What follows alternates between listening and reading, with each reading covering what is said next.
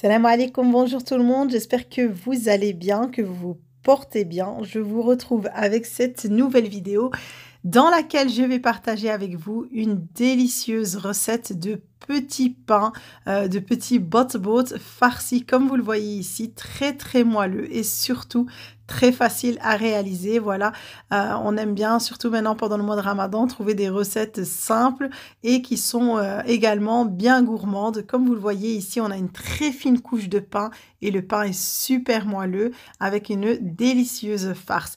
Alors évidemment, pour la farce, on fait comme on veut, on met ce qu'on veut. Alors moi ici, j'ai mis de la viande hachée, j'ai plus ou moins 400 g de viande hachée et j'ai également des poivrons coupés en petits morceaux, un oignon haché et je mets le sel, le poivre selon le goût, 2 cuillères à café de paprika et 2 cuillères à café d'ail en poudre. Voilà, ici je vais allumer le feu et je vais bien mélanger pour que tous les épices se mélangent. J'ai également rajouté, comme vous avez pu le voir, un filet d'huile d'olive.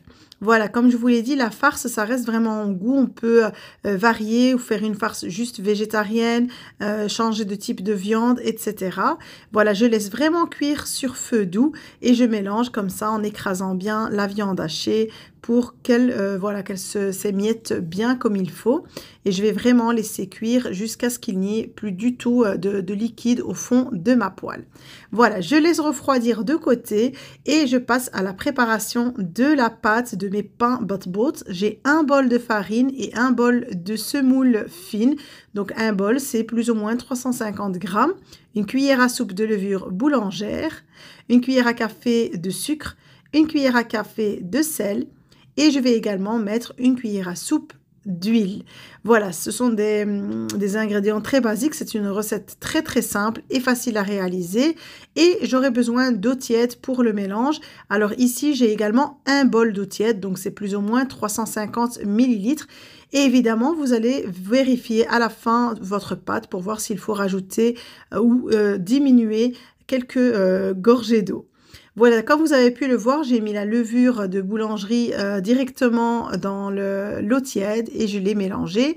Ensuite, je mets tout dans mon bol directement. Donc, le bol de farine, le bol de semoule, la cuillère à café de sucre. Le sucre, ça rajoute, ça permet en fait une coloration, une belle coloration pour le pain. Vous pouvez vous en passer si vous voulez, mais vraiment, ça ramène cette belle couleur dorée et le sel. J'ai mélangé et ensuite je rajoute l'eau tiède petit à petit avec donc la levure boulangère qui s'est diluée dedans. Et voilà, je vais la rajouter vraiment tout doucement et je reste en vitesse faible dans mon robot, histoire de ramasser ma pâte. Vous pouvez évidemment le faire à la main. Et ici, voilà, je vais continuer à mettre l'eau petit à petit. Alors, pour moi, donc pour la quantité d'eau exacte, donc j'ai utilisé les 350 ml dans leur totalité. Et j'ai rajouté à la fin 2 petites gorgées d'eau, mais vraiment juste parce que j'ai vu que la pâte, elle était encore un petit peu sèche.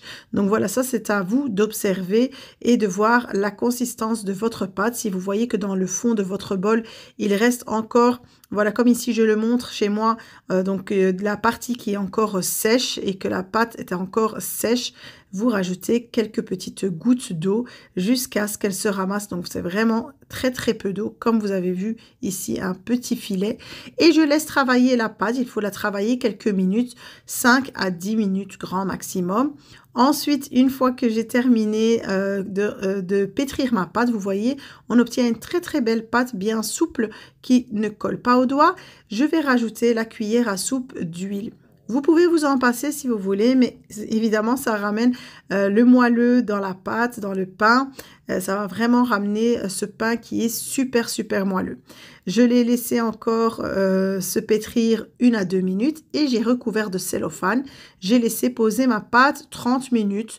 Vous pouvez la laisser poser plus longtemps si vous le voulez, mais ce n'est pas nécessaire. 30 minutes sont plus qu'assez. Voilà, vous avez vu que la pâte ne colle pas aux mains, qu'elle est très très souple. Vraiment, c'est ce qui va nous permettre d'avoir un bon pain. Donc, tant que vous n'avez pas cette consistance, soit vous rajoutez un petit peu d'eau, soit vous la laissez bien se pétrir. Alors ici, on fait les boules de la taille que l'on veut. Si on veut faire vraiment des mini butterboards, eh bien, on va faire vraiment de toutes petites boules. Si on les veut plus grands, on les fera plus grands. Voilà, moi, j'ai fait des tailles moyennes. Je vais mettre légèrement un peu d'huile sur mes mains. Donc, je vais huiler légèrement mes mains. Et je vais voilà, faire des petites boules de taille moyenne, comme vous le voyez ici. Et je les pose sur mon plan de travail. Comme ça, elles peuvent reposer chacune en attendant voilà, leur tour. Je vais prendre ma boule et je vais l'étaler légèrement, pas de trop, sans appuyer sur le centre. Donc, je ne l'étale que sur les bords et je ramène ma farce qui est froide. Et je vais en mettre voilà, la quantité que l'on veut en fonction de la taille de nos pains. Ici, j'ai mis 2 cuillères à soupe à chaque fois bien remplies. Voilà, pour avoir des pains qui seront bien remplis. On peut en mettre moins ou beaucoup plus. Ici, je vais ramasser ma pâte sous forme de bourse. Donc, je vais bien attraper tous les coins en faisant le tour comme ça. Et voilà, en laissant bien la farce au centre et en essayant de faire ça le plus proprement possible. Je vais bien pincer au milieu et je vais tourner ma boule.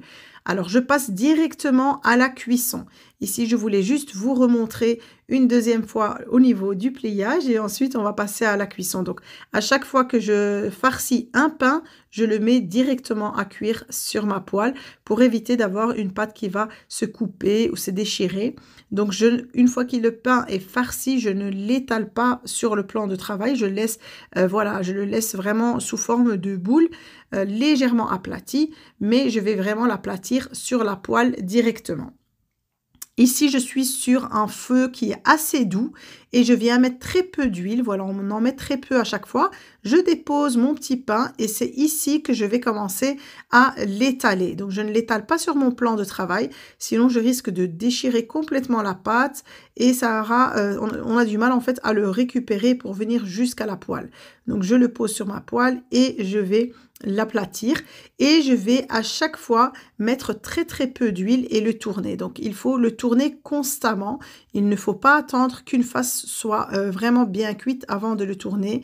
Donc je n'arrête pas de le tourner dans les deux sens à chaque fois, toutes les 1 minute ou 2 minutes grand maximum pour avoir un pain qui va bien cuire de partout, qui va avoir une belle coloration et qui n'aura pas une croûte qui sera trop dure. Voilà, donc il faut à chaque fois bien le retourner, ça c'est important, et d'être sur un feu doux. Et à chaque fois, je rajoute ce petit filet d'huile très léger pour donner cette belle coloration et pour laisser le moelleux à mes pains. Voilà, comme vous avez vu, on obtient des belles couleurs bien dorées, très appétissantes. Le feu, comme je vous ai dit, ne doit pas être fort. Et ici, une fois que c'est cuit, je pose sur du papier tout, de l'essuie-tout pour absorber l'excédent d'huile.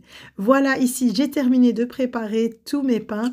C'est la quantité totale que j'ai eue avec cette recette, donc avec la quantité de pain et de farce également. Donc comme vous voyez, ils sont bien appétissants, d'une belle couleur, très moelleux. Ils sont ni trop épais ni trop plats. Voilà, et quand on fait la découpe à l'intérieur, vraiment c'est super fin. La pâte n'est pas du tout épaisse et le pain est très agréable à mâcher. Donc c'est un pain qui est très léger en bouche. J'espère en tout cas que vous allez tester cette recette qui ne prend pas du tout de temps, malgré le fait qu'il faut réaliser soi-même son pain. Voilà, c'est fait assez rapidement. Voilà, ici je l'ouvre, il est encore bien chaud pour vous montrer que voilà, la farce prend bien toute l'entièreté du pain et qu'on a une très fine couche de pain tout autour. En tout cas, j'espère que vous avez apprécié cette recette et que vous allez pouvoir la tester également chez vous. N'oubliez pas de liker la vidéo, de me laisser un petit commentaire et puis je vous retrouve très très vite avec une nouvelle recette.